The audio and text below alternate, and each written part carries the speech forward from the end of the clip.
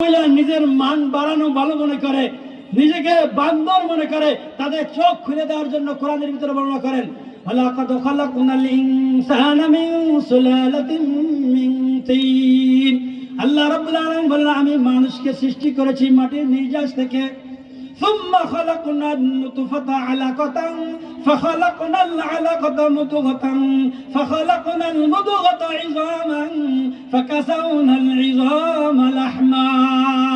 আল্লাহ রাব্বুল আলামিন বলেন, এরপরে আমি তার মাতৃগর্ভের ভিতরে সুন্দর একটা জায়গার ভিতরে, নিরাপদ জায়গার ভিতরে, সুরক্ষিত জায়গার ভিতরে, মাতৃগর্ভের ভিতরে সুরক্ষিত একটা জায়গা, তিনটা পর্দার ভিতরে পিতার এই বীর্যকে নিয়ে সেখানে রাখি। সুম্মা খালাকনান নুতফাতা আলাকাতান, এরপরে 40 দিনের রক্তপিণ্ড হয়। এরপরে আস্তে আস্তে আপনারা সকলেই জানেন বয়ানটা কি হবে।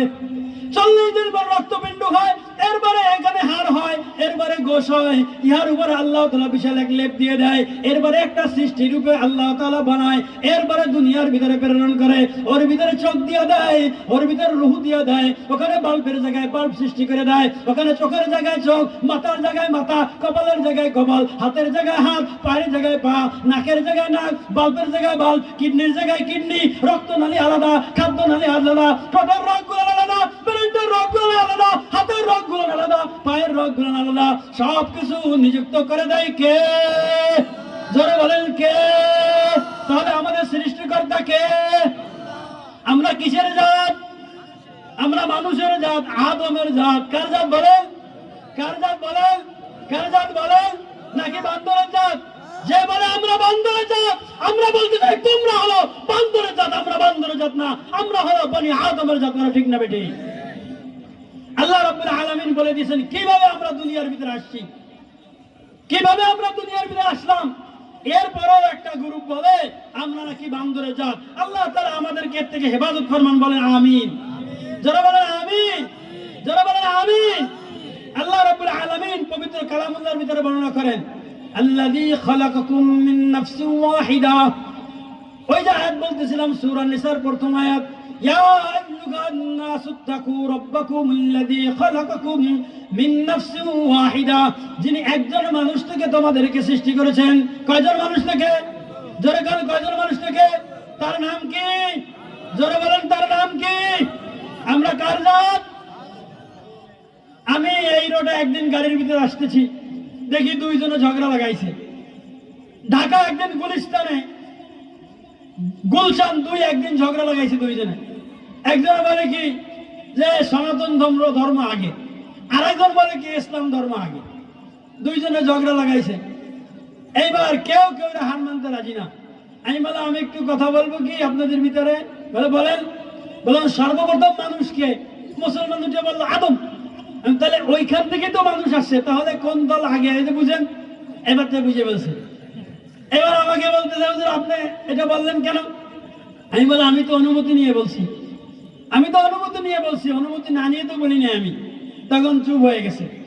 যে তাহলে আমরা নিজেরাই মাঝে মাঝে ঠিক পাই না, কোন ধর্ম আগে, কোন দল আগে, এটা আমরা ঠিক পাই না। আমাদের একটু হুশ করা দরকার, আমাদের একটু হুশ থাকা দরকার, জোশের সাথে হুশও থাকা দরকার নাকি? আল্লাহ তাআলা বলেন খালাকাকুম মিন নাফসিন ওয়াহিদা, আমি একজন মানুষ থেকে তোমাদেরকে সৃষ্টি করেছি। এখান থেকে আল্লাহ তাআলা তার থেকে আরেকজন মানুষ সৃষ্টি করেছেন, তার থেকে আমরা সৃষ্টি হয়েছি। পরস্পর আস্তে আস্তে আস্তে আস্তে আমরা চলে আসছি দুনিয়ার ভিতরে। এই যে দুনিয়ার ভিতরে যে মানুষগুলো আসলো, এদের ভিতরে দুই শ্রেণী, এক শ্রেণী পুরুষ আর এক শ্রেণী মহিলা। এক শ্রেণী পুরুষ আর এক শ্রেণী কি বলেন? যারা বলেন এক শ্রেণী পুরুষ আর এক শ্রেণী কি মহিলা। দুইটা শ্রেণী। কয়টা শ্রেণী বলেন? দুইটা, একটা পুরুষ আর একটা মহিলা। এই আমরা কিন্তু এইটাই এতদিন জেনে আসছিলাম। এটা নিয়ে আমাদেরকে কিছু মানুষ জানাচ্ছে যে না, পুরুষ এবং মহিলা ঠিক আছে, এর সাথে আরেকটা গ্রুপ আছে। বলে সেটার নাম কি বলেন? বলে এটা হলো ট্রান্সজেন্ডার। বলেন নাউজুবিল্লাহ। বলে ট্রান্সজেন্ডার আবার কি? ট্রান্সজেন্ডার হলো কিছু মানুষ যারা ছোট থাকতে পুরুষ থাকে অথবা মহিলা থাকে, একটা সময় সে নিজে নিজে ভাবতে থাকে আমি পুরুষ না, আমি মনে হয় মহিলা। যখন সে ভাবে তখন সে মহিলা হয়ে যায়, আর তার নাম দিয়েছি আমরা ট্রান্সজেন্ডার। বলেন নাউজুবিল্লাহ। এক শয়তানি চক্রান্ত চলতেছে। গোটা পৃথিবী জুড়ে এক চক্রান্ত চলতেছে, যে এই চক্রান্ত হলো ট্রান্সজেন্ডার নামে। আল্লাহ তাআলা সৃষ্টি করেছেন পুরুষ এবং মহিলা, এখানে নতুন আরেকটা সৃষ্টি বের হয়েছে, তাদের নাম হলো ট্রান্সজেন্ডার। এই মতবাদকে প্রতিষ্ঠা করার জন্য পশ্চিমা বিশ্ব আদা জল খেয়ে লেগেছে, এমনকি বাংলাদেশেও তাদের এজেন্ট নিয়োগ করে দিয়েছে। আমরা স্পষ্ট জানিয়ে দিতে চাই, বাংলাদেশে তাওহীদি জনতার উপরে, মুসলিম জনপদের উপরে এই এজেন্ডা বাস্তবায়ন করতে দেওয়া হবে না, ইনশাআল্লাহ। ট্রান্সজেন্ডার কি একটু না বললেই নয়। সময় যেহেতু কম, না হলে আমি হিজড়াদের উপর আলোচনা করতাম। হিজড়াদের শরীয়তে হুকুম কি, তাদের সাথে দেখা সাক্ষাতের হুকুম কি, তাদের সম্পত্তির হুকুম কি, তাদের আয় ব্যয়ের হুকুম কি, তাদের ইনকাম এবং তাদের ভরণ পোষণ, তাদের খাওয়া দাওয়া হালাল হারামের হুকুম কি। যেহেতু সময় নেই, আমি ওই বিষয়ে কথা বলবো না, শুধুমাত্র ট্রান্সজেন্ডার আর অল্প সময় পেলে আমি সমকামিতার উপর অল্প একটু কথা বলি, আমি আমার আলোচনা শেষ করবো ইনশাআল্লাহ। এই ট্রান্সজেন্ডার মতবাদ, এটা অল্প কিছুদিন আমাদের দেশে আমদানি হয়েছে। ট্রান্সজেন্ডারের উপর অল্প একটু কথা বলি। বেশি দিন নয়, 2011 সালে 2 সন্তানের পিতা, তার নাম হলো রিচার্ড লাভিন। 1957 সালে তিনি জন্মগ্রহণ করেন, 1988 সালে তিনি বিবাহ করেন। 2 সন্তানের পিতা তিনি 2011 সালে আইসা, তার নাম ছিল রিচার্ড লাভিন, সে এখন রাইচেল হয়েছে। সে বলে আমি এখন আর পুরুষ নই, আমি একজন মহিলা। যারা বলেন নাউজুবিল্লাহ। এতদিন পুরুষ যে মহিলার থেকে ফায়দা লুটেছে, এখন নতুন ফন্দি আটকেছে, যে নতুন করে সে মহিলাদের থেকে ফায়দা নিতে চায়। সে নিজের নাম দিছে যে এখন আর আমি রিচার্ড লাভিন নয়, আমি হলো রাইচেল। 2001 সালে জেইমস থেকে জেনিফার হয়েছে একজন, যিনি হলো 2 ছেলে এবং 1 মেয়ের বাবা। তার নাম হলো জেমস। এই জেমস বা জেইমস থেকে তিনি হয়েছে জেনিফার। 2011 সালে আমেরিকায় একজন অপরাধী, মার্ডার কেসের আসামি। কিসের আসামি বলেন? যারা বলেন কিসের আসামি?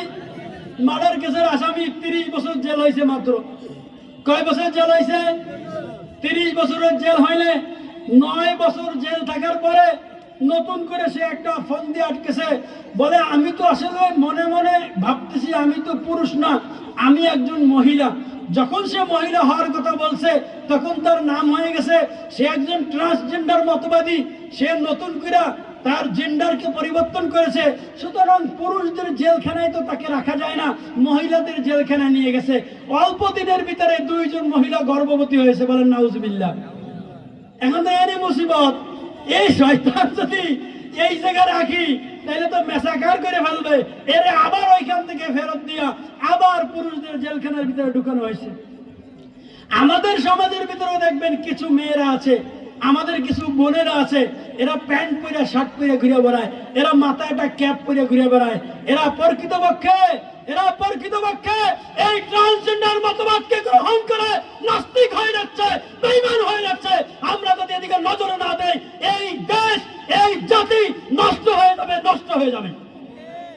এজন্য আমাদের লক্ষ্য রাখতে হবে, আমাদের পরিবার, আমাদের সমাজ, আমার গোষ্ঠী, আমার পরিবেশের ভিতরে যেই সমস্ত বোনেরা না বুঝা ট্রান্সজেন্ডার মতবাদকে গ্রহণ করতেছে, তাকে সুন্দর করে বুঝাইয়া এই মতবাদ থেকে ফিরে আনতে হবে। কি কথা ঠিক না ঠিক? এই যে গতকালকে এক জায়গায় আলোচনা করতেছিলাম, আলোচনা করে নামলেই বলতেছে হুজুর নিচে 3 জন বসে ছিল। কারা? বলে এরা হলো 3 জন পুরুষ, এরা নিজেদেরকে মেয়ে মনে করে এবং সবসময় এইভাবে ভাব দিয়ে ঘুরে বেড়ায়। আমাদের সমাজে কিছু পুরুষ আছে যারা এই মতবাদকে গ্রহণ করে এই বেঈমান হয়ে যাচ্ছে, বেদিনের রাস্তা অগ্রসর হচ্ছে। সুলতান হযরত সৈয়দ আলী হাসান নদভী রহমতুল্লাহি আলাইহি তিনি বর্ণনা করেন, তিনি বলেন কিছুদিন আগে তিনি মারা গিয়েছেন, মৃত্যুবরণ করার আগে বলে আমাদেরকে সচেতন হতে হবে। আমি দেখতেছি পশ্চিমা বিশ্ব আমাদের উপরে এমন এক সভ্যতা, এমন এক অসভ্যতা, এমন এক অপসংস্কৃতি ঢুকাই দিচ্ছে, যে সংস্কৃতি সরাসরি আমাদেরকে আক্রমণ করবে না, সর্বপ্রথম এদের মাথায় আক্রমণ করবে। এদেরকে উনি নাম দিছে ফিকরি ইরতিদাদ। আমাদের ভিতরে আসতেছে এমন কিছু ফিকির এদের ভিতরে ঢুকাই দিচ্ছে। যারা আমাদের সাথে নামাজ পড়বে, আমাদের সাথে মসজিদে ওঠা বসা করবে, আমাদের ঈদগাহে যাবে, আমাদের বিবাহ অনুষ্ঠানে যাবে, কিন্তু তাদের চিন্তা চেতনা হবে ওই আমেরিকার ওই পশ্চিমাদের সাথে মিশে যাবে। তারা বলবে কি জানেন, তারা নামাজও পড়বে, আবার দেখবেন টকশোতে বসে বলে নামাজ তো আমরা পড়ি, আমরা তো কোরআনও পড়ি, আমাদেরকে তো কোরআন পড়তে বাধা দেওয়া হয় না, ইসলাম তো এটা বাধা দেয় না। আসলে আসলে এই সমস্ত হুজুররা এই যে কোরবানির সময় যে ছুরি নিয়ে ঘোরাফেরা করে, পশুদেরকে হত্যা করা হয়, আসলে এটা আসলে পরিবেশের সাথে মানায় না। কথা ঠিক না ঠিক? কিছু শয়তান ইউটিউব খুললেই দেখবেন, ফেসবুকের ভিতরে দেখবেন, ওখানে বসে বসে এরকম বলতে থাকে, ভয় দিতে থাকে। আর ভয় দেওয়ার বলে কি, আমরা কি ভারতের সাথে পারবো? তিন দিক থেকেই তো ভারত আমাদেরকে আটকিয়ে দিচ্ছে, তাহলে আমরা কিভাবে পারবো? একথা শুনে শুনে এই গ্রামগঞ্জের সরল সোজা মুসলমানরা ভীতু হয়ে যায়, ভয় পেয়ে যায়। ভারতের ভয় বাঁচে না, তিন দিক থেকেই তো ভারত। কি করব? আমি স্পষ্টভাবে বলতে চাই, মুসলমানরা কোনদিন অস্ত্রের বলে বিজয় লাভ করে নাই, মুসলমানরা কোনদিন জনবলের বলে বিজয় লাভ করে নাই। বিজয় লাভ করছে কার সাহায্যে? কার সাহায্যে? বদরে সাহায্য করছে কে? উহুদে সাহায্য করছে কে? খন্দকে সাহায্য করছে কে? রাশিয়ায় সাহায্য করছে কে? তালিবানদেরকে সাহায্য করছে কে? আফগানিস্তানে সাহায্য করছে কে? গাজায় মুসলমানদেরকে সাহায্য করছে কে? ভয় পাবেন না আপনারা ভয় পাবেন না। আমি আপনাদেরকে একটু আশার বার্তা দিয়ে যাচ্ছি। মানুষের গায়ে যদি একটা ফোড়া হয়, তাহলে একদিক থেকে জ্বালা ভোগ করে, এক জায়গায় জ্বালা হয়, এক জায়গায় জ্বালা এসে অস্থির হয়ে যায়, তার শরীর অকেজ হয়ে যায়, সে ড্যামেজ হয়ে যায়। আর যদি চারোদিক থেকে তার শরীরে ফোড়া থাকে, তাহলে সে অস্থির আরো বেশি হয়ে যায়। আমি আপনাদেরকে বলতে চাই, এক সাইড নয়, তিন দিক যদি ভারত থাকে, তিন দিক থেকে যদি মুসলিমরা আক্রমণ শুরু করে, বেশি দিন লাগবে না, ওই দিল্লির কেল্লায় পাক করে কালিমার পথে উঠবো ইনশাআল্লাহ। আপনারা নির্ভয়ে থাকবেন। বাতিল পৃথিবী জুড়ে শক্তি নিয়ে আত্মপ্রকাশ করে, কিন্তু হকের সামনে কোনোদিন টিকতে পারে না। হকের সামনে টিকতে পারে না, খড় কুটোর মতো বেশি যায়। কথা ঠিক না ঠিক? বাতিল যখন নমরুদের রূপ ধারণ করে আত্মপ্রকাশ করেছিল, হক তখন ইব্রাহিম আলাইহিস সালামের রূপ ধারণ করে আত্মপ্রকাশ করেছিল। বাতিল যখন ফিরআউনের রূপ ধারণ করে আত্মপ্রকাশ করেছিল, আর হক তখন মুসা আলাইহিস সালামের রূপ ধারণ করে আত্মপ্রকাশ করেছিল। বাতিল যখন বনী ইসরাইলের রূপ ধারণ করে আত্মপ্রকাশ করেছিল, হক তখন ঈসা আলাইহিস সালামের রূপ ধারণ করে আত্মপ্রকাশ করেছিল। বাতিল যখন আবু জাহল, উতবা, উবাই বিন খালদ, রবিয়ার রূপ ধারণ করে আত্মপ্রকাশ করেছিল, হক তখন আবু বকর, ওসমান, আলী, মুহাম্মদুর রাসূলুল্লাহ সাল্লাল্লাহু আলাইহি ওয়াসাল্লামের রূপ ধারণ করে আত্মপ্রকাশ করেছিল। বাতিল যখন খলিফা মানসুরের রূপ ধারণ করে আত্মপ্রকাশ করেছিল, হক তখন আবু হানিফা রাহমাতুল্লাহি আলাইহির রূপ ধারণ করে আত্মপ্রকাশ করেছিল। বাতিল যখন খলিফা মুস্তাইন বিল্লাহর রূপ ধারণ করে আত্মপ্রকাশ করেছিল, হক তখন ইমাম আহমদ ইবনে হাম্বল রাহমাতুল্লাহি আলাইহির রূপ ধারণ করে আত্মপ্রকাশ করেছিল। বাতিল যখন তাতারীদের রূপ ধারণ করে আত্মপ্রকাশ করেছিল, হক তখন ইমাম ইবনে তাইমিয়া রাহমাতুল্লাহি আলাইহির রূপ ধারণ করে আত্মপ্রকাশ করেছিল। বাতিল যখন ইবনে আসার রূপ ধারণ করে আত্মপ্রকাশ করেছিল, হক তখন রব্বুল বাইব শাহ ওয়ালিউল্লাহ মুহাদ্দিসি দেহলভী রাহমাতুল্লাহি আলাইহির রূপ ধারণ করে আত্মপ্রকাশ করেছিল। বাতিল যখন রাজা রণজিতের রূপ ধারণ করে আত্মপ্রকাশ করেছিল, হক তখন শহীদ ইসমাইল রাহমাতুল্লাহি আলাইহির রূপ ধারণ করে আত্মপ্রকাশ করেছিল। বাতিল যখন ইংরেজদের রূপ ধারণ করে আত্মপ্রকাশ করেছিল, হক তখন শাহ আব্দুল আজিজ রাহমাতুল্লাহি আলাইহির রূপ ধারণ করে আত্মপ্রকাশ করেছিল। বাতিল যখন বহুরূপী ব্রিটিশের রূপ ধারণ করে আত্মপ্রকাশ করেছিল, হক তখন দারুল দেওবন্দের রূপ ধারণ করে আত্মপ্রকাশ করেছিল। বাতিল যখন কাদিয়ানীর রূপ ধারণ করে আত্মপ্রকাশ করেছিল, হক তখন আনোয়ার শাহ কাশ্মীরি রাহমাতুল্লাহি আলাইহির রূপ ধারণ করে আত্মপ্রকাশ করেছিল। বাতিল যখন মালয়েশিয়ার রূপ ধারণ করে আত্মপ্রকাশ করেছিল, হকের আওয়াজ দিয়ে মোল্লা ওমর ময়দানে ঝাঁপিয়ে পড়েছিল। কথা ঠিক না বেঠে? এজন্য আপনারা ভয় পাবেন না। বাতিল আসবে, বাতিল পৃথিবীর জোড়া শক্তি নিয়ে আত্মপ্রকাশ করবে, কিন্তু হকের সামনে খড় কুটোর মধ্যে বেঁচে যাবে। কথা ঠিক না বেঠে? আল্লাহ রাব্বুল আলামিন আমাদেরকে সর্বদাই হকের উপর টিকে থাকার তৌফিক দান করবেন। আমিন। ওয়া আখিরু দাওয়ানা আলহামদুলিল্লাহি রাব্বিল আলামিন।